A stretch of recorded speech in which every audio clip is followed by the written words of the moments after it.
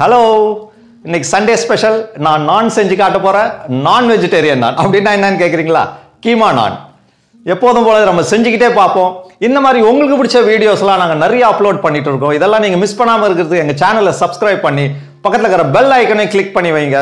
இந்த ரெசிபி பிடிச்சிருந்தா லைக் பண்ண மறந்துடாதீங்க. இப்போ நம்ம இதுக்கு மேலே டைம் வேஸ்ட் பண்ண வேணாம். Straight to the kitchen. Come on.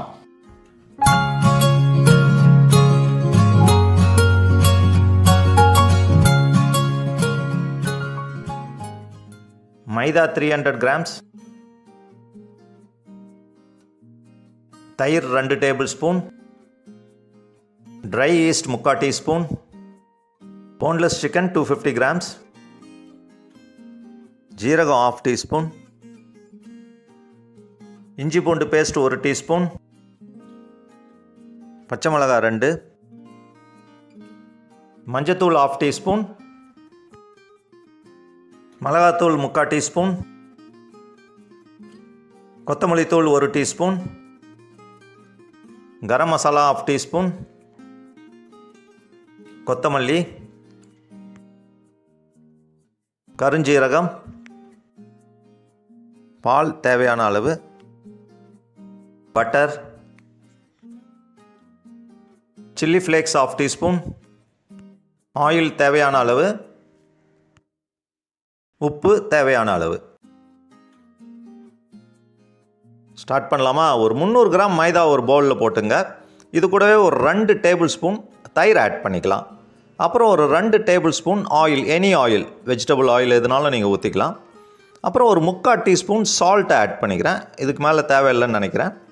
அப்புறம் ஒரு 3/4 டீஸ்பூன் இன்ஸ்டன்ட் ஈஸ்ட். இது பவுடராகவும் கிடைக்கும், கிரானியூல்ஸாகவும் கிடைக்கும். இது ஒரு லேசான சுடு தண்ணியில் ஒரு 10 மினிட்ஸ் ஊற வச்சு அதையும் இதில் ஊற்றி மாவை நல்லா பிசைஞ்சிக்கலாம். இப்போ இதுக்கு நம்ம கொஞ்சம் கொஞ்சமாக தண்ணி ஊற்றணும். ஏற்கனவே நம்ம ஈஸ்ட்லேயும் தண்ணி மிக்ஸ் பண்ணி போட்டிருக்கோம், தயிரும் போட்டிருக்கோம். அதனால் நல்லா பிசைஞ்சிட்டு தேவையான அளவு மட்டும் தண்ணி கொஞ்சம் கொஞ்சமாக ஊற்றி நல்லா லூஸாகவே பிசைங்க மாவை. ரொம்ப டைட்டாக இருக்கக்கூடாது. நார்மலாக நம்ம சப்பாத்திக்கு பிசைகிற மாதிரி இருக்கக்கூடாது. அதோட கொஞ்சம் லூஸாக தான் இருக்கணும். அதனால் கொஞ்சம் கொஞ்சமாக ஊற்றி நல்லா மிக்ஸ் பண்ணுங்கள். இப்போ மாவு நல்லா பிசைஞ்சிட்டோம் நாம். இப்போ இதை வழக்கமாக செய்கிற மாதிரியே கொஞ்சம் எண்ணெயை ஊற்றி இந்த மாவுடைய எல்லா பக்கத்துலேயும் நல்லா படுற மாதிரி தேய்ச்சி இதை நம்ம துணி போட்டு ஒரு மினிமம் 2 hours வைக்கணுங்க. நீங்கள் அதுக்கு மேலே உங்களுக்கு டைம் இருந்தாலும் வச்சுக்கலாம். பட் மினிமம் 2 hours வைக்கணும். இப்போ ஒரு 1/4 கிலோ நான் போன்லெஸ் சிக்கன் எடுத்திருக்கேன். அதை ஒரு மிக்ஸி ஜாரில் போட்டு நல்லா அரைச்சிக்கலாம். இப்போ நம்ம பர்னர் ஆன் பண்ணி ஒரு தவா வச்சுக்கலாம். இதில் 1 டேபிள் ஸ்பூன் ஆயில் ஊற்றினா போதும், நிறையா தேவைப்படாது இதுக்கு. இப்போ இந்த எண்ணெய் நல்லா ஹீட் ஆகிற வரைக்கும் வெயிட் பண்ணலாம்.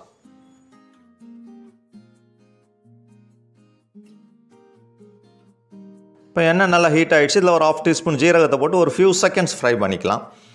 இது கொஞ்சம் ஃப்ரை ஆன உடனே ஒரு வெங்காயத்தை ரொம்ப ஃபைனாக சாப் பண்ணி வச்சுருக்கேன். அதையும் இதில் போட்டு நம்ம ஃப்ரை பண்ணிக்கணும். ஆனால் ரொம்ப ஃப்ரை பண்ணணும்னு அவசியம் இல்லை. வெங்காயத்தை லைட்டாக ஒரு 10 to 15 செகண்ட்ஸ் ஃப்ரை பண்ணால் போதும். இது கூடவே ஒரு டீஸ்பூன் இஞ்சி பூண்டு பேஸ்ட்டை சேர்த்துக்கலாம். இப்போவே இந்த இஞ்சி பூண்டு பேஸ்ட் பச்சை வாசனை போகிற வரைக்கும் ஃப்ரை பண்ணிக்கிட்டே இருப்போம். இது ஒரு 10 to 15 செகண்ட் நம்ம ஃப்ரை பண்ணோடனே 2 பச்சை மிளகாவை ரொம்ப ஃபைனாக சாப் பண்ணி வச்சுருக்கேன். அதையும் இதை சேர்த்து இந்த இஞ்சி பூண்டு வெங்காயம் பச்சை மிளகாய் எல்லாம் சேர்த்து நல்ல ஃப்ளேவர் வரும். இதையும் நம்ம ஃப்ரை பண்ணிவிட்டு இப்போ நம்ம இந்த அரைச்சி வச்சுருக்கோம் இல்லையா சிக்கனு, அதை சேர்க்கணும். இந்த சிக்கனையும் இந்த வெங்காயம் இஞ்சி பூண்டோடு சேர்த்து நல்லா ஃப்ரை பண்ணணும். இந்த ஃப்ளேவர் இந்த சிக்கன்லேயும் இறங்கணும். At the same time chicken colour change ஆகிற வரைக்கும் ஃப்ரை பண்ணணும். ஒரு மாதிரி ஒயிட் கலராக வரும் தெரியுமா, அந்த மாய்ஸ்சர்லாம் போய் அந்த ஸ்டேஜ் வரைக்கும் நம்ம ஃப்ரை பண்ணணும். இப்போ சிக்கனுடைய கலர் நல்லா சேஞ்ச் ஆகிடுச்சு பார்த்தீங்களா. இப்போ நம்ம ட்ரை மசாலாஸ் ஆட் பண்ணிக்கலாம். ஒரு 1/2 டீஸ்பூன் மஞ்சத்தூள் போட்டுக்கலாம். ஒரு 3/4 டீஸ்பூன் மிளகாத்தூள் போட்டுக்கிறேன். 1 டீஸ்பூன் தனியாத்தூள் ஆட் பண்ணிக்கலாம். அப்புறம் ஒரு 1/2 டீஸ்பூன் சில்லி ஃப்ளேக்ஸ், இது எக்ஸ்ட்ரா ஃப்ளேவருக்கு ரொம்ப நல்லாயிருக்கும். அப்புறம் ஒரு 1/2 டீஸ்பூன் கரம் மசாலா, இதையும் போட்டு உப்பு இப்போவே நம்ம ஆட் பண்ணிக்கலாம். ஒரு 1.5 ஸ்பூனோட கொஞ்சம் கம்மியாக ஆட் பண்ணுறேன்.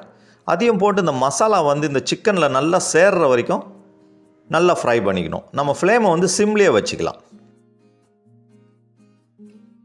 இப்போ சிக்கனோட மசாலா நல்லா சேர்ந்துருச்சு. இப்போ கொஞ்சம் கொத்தமல்லியை போட்டு நம்ம இறக்கிட வேண்டியது தான். இதே நீங்கள் மட்டனில் செய்கிறதா இருந்தால் கொஞ்சம் தண்ணியை ஊற்றி ஒரு 10 மினிட்ஸ் மூடி போட்டு வேக வைக்கணும். இப்போ மாவு எடுத்து பார்த்துடலாமா? 3 மணி நேரம் ஆயிடுச்சு. பாருங்கள், அப்படியே டபுள் சைஸ் ஆகிடுச்சு பாருங்கள். ஈஸ்ட் நல்லாவே வேலை செஞ்சுருக்கு. ஆனால் நீங்கள் 2 ஹவர்ஸ் வச்சாலே போதும், இந்த மாதிரி வந்துடும் உங்களுக்கு. இதை இப்போ கொஞ்சம் ட்ரை மைதாவை எடுத்து நம்ம ஸ்ப்ரெட் பண்ணி இந்த மாவை நாம் வந்து போர்ஷன்ஸாக கட் பண்ணி எடுக்க போகிறோம். இதை வந்து நீங்கள் திரும்பவும் பிசைய வேண்டியதில்லை. எனக்கு தெரிஞ்சு ஒரு 6 நான் போடலான்னு நினைக்கிறேன் இதில். இப்போ நம்ம ஈக்குவல் போர்ஷன்ஸாக அதை நம்ம கட் பண்ணி எடுத்துக்கலாம்.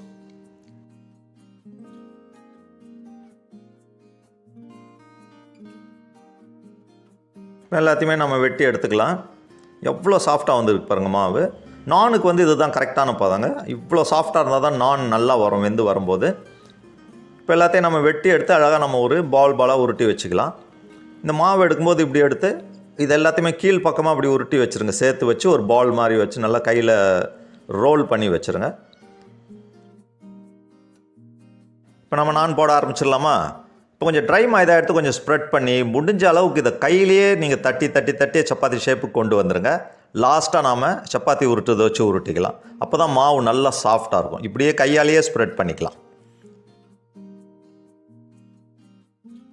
இப்போ பாருங்கள், நான் கையிலேயே நல்லா ஸ்ப்ரெட் பண்ணி எவ்வளோ பெருசாக கொண்டு வந்துட்டு பாருங்கள். இப்போ நம்ம ஸ்டஃபிங்கும் ரெடி பண்ணிக்கலாம். நடுவில் நம்ம ஸ்டஃப் பண்ண போகிறோம்.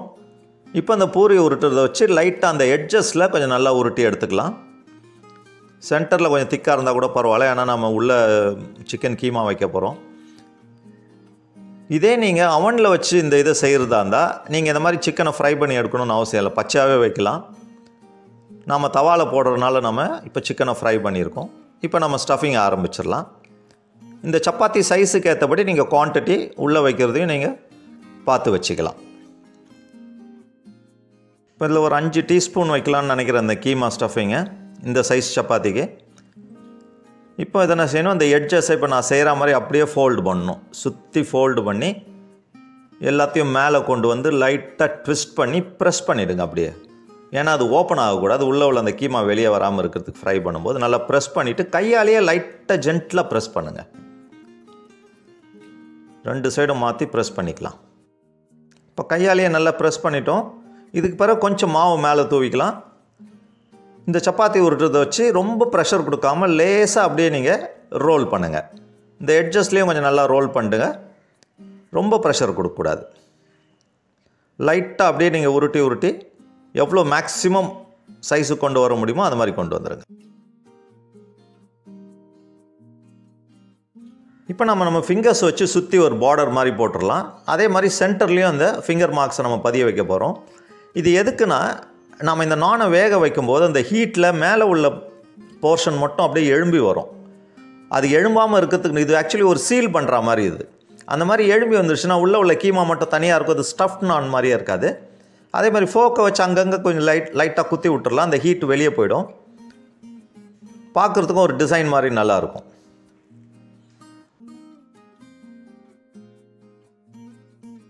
இப்போ உங்களுக்கு நான் இன்னொரு நானும் அதே மாதிரி செஞ்சு காட்டிடுறேன். சேம் ப்ராசஸ் தான் நம்ம ரிப்பீட் பண்ணோம்.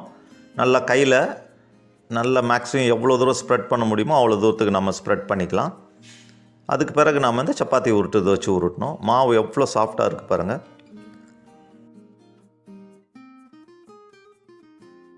இதுக்கும் நாம் ஸ்டஃபிங் வைக்கிறோம். இதுக்கும் ஒரு 5 டீஸ்பூன் கீமா வைக்கிறோம் உள்ள. இப்போ வச்சுட்டு அதே மாதிரி அந்த எட்ஜஸை நம்ம ஃபோல்டு பண்ணி போன தடவை செஞ்சோம்ல அதே மாதிரி ஒரு பேஸ்கெட் மாதிரி ஆக்கிடுறோம், வேறு ஒன்றும் இல்லை. இதை நல்லா ஃபோல்ட் பண்ணி அந்த எட்ஜஸ்லாம் ஒன்றா சேர்த்து ட்விஸ்ட் பண்ணி சென்டரில் நல்லா ப்ரெஸ் பண்ணிடுங்க, ஓப்பன் ஆகாமல் இருக்கிறதுக்கு. அப்புறம் மேக்ஸிமம் கையில் எவ்வளோ ப்ரெஸ் பண்ணுறீங்களோ லைட்டாக அழகாக ப்ரெஸ் பண்ணி அப்படியே ரவுண்டு ஷேப்புக்கு கொண்டு வரணும்.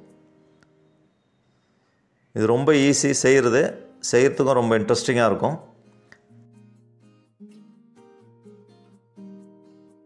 இதுவும் அப்படியே தான் நம்ம ஃபஸ்ட்டு ஏற்கனவே நான் செஞ்சு காட்டினேன். அதே மாதிரி தான் இந்த சேம் ப்ராசஸ் நீங்கள் ரிப்பீட் பண்ணணும்.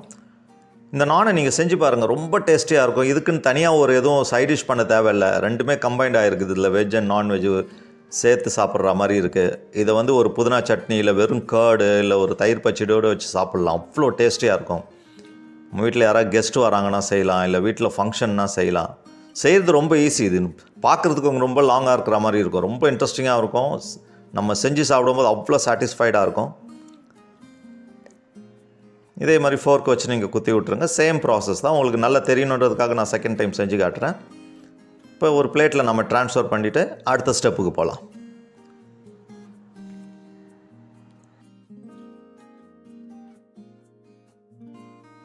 இப்போ ஒரு தவாவை வச்சு அதில் ஒரு 1/2 டீஸ்பூன் ஆயில் ஊற்றிக்கிறேன். இந்த ஆயிலை வந்து நம்ம ஒரு சிலிக்கான் ப்ரஷ் வச்சு ஃபுல்லாக நான் ஸ்ப்ரெட் பண்ணிக்கிறேன்.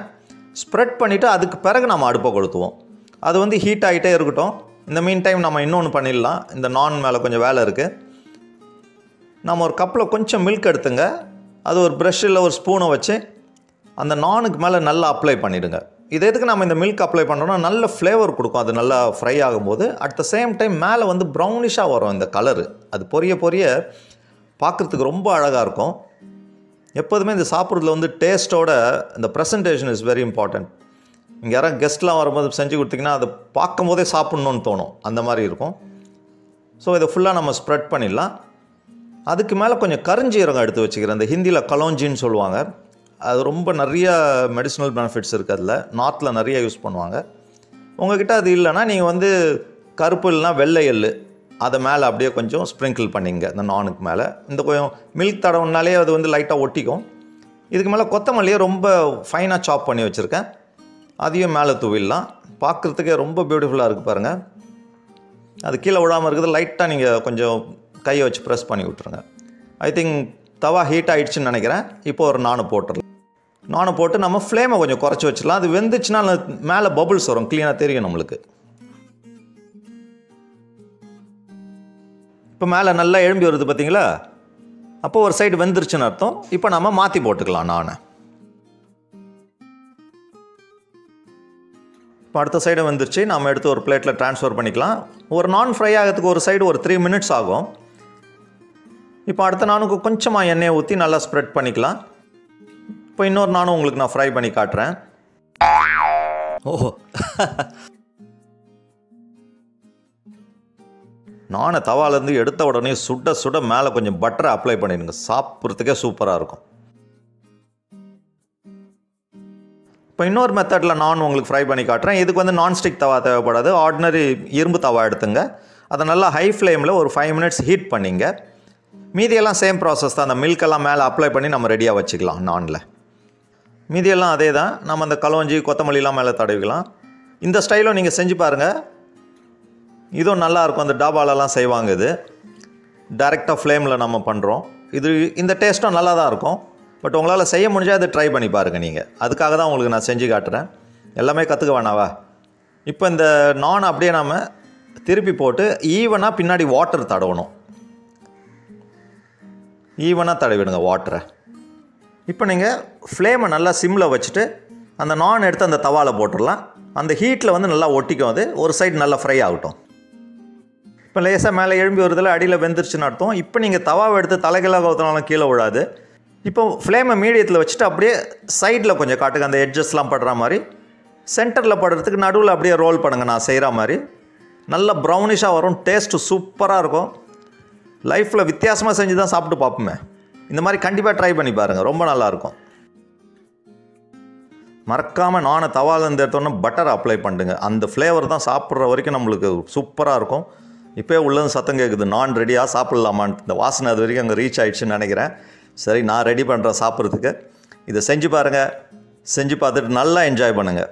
கீமா நான் ரெசிபியை நல்லா என்ஜாய் பண்ணியிருப்பீங்கன்னு நினைக்கிறேன். இதே மாதிரி வெஜிடேரியன்ஸ் வந்து வெஜிடபிள்ஸ் இந்த மாதிரி கீமா மாதிரி பண்ணி உள்ளே ஸ்டஃப் பண்ணி பண்ணலாம். சேம் மெத்தட், சேம் ப்ராசஸ் தான். ரொம்ப நல்லாயிருக்கும். இதை கண்டிப்பாக செய்வீங்கன்னு நினைக்கிறேன். செஞ்சு பார்த்துட்டு நல்லா என்ஜாய் பண்ணுங்கள். இந்த மாதிரி உங்களுக்கு பிடிச்ச ரெசிபிஸ்லாம் நிறையா நாங்கள் போட்டுட்ருக்கோம். இதெல்லாம் மிஸ் பண்ணாமல் இருக்கிறதுக்கு எங்கள் சேனலை சப்ஸ்கிரைப் பண்ணி பக்கத்தில் இருக்கிற பெல் ஐக்கனையும் கிளிக் பண்ணுங்கள். இந்த ரெசிபி பிடிச்சிருந்தா லைக் பண்ண மறந்துடாதீங்க. ஓகே, இன்னொரு ரெசிபியோடு உங்களை நான் மீட் பண்ணுறேன். Good day.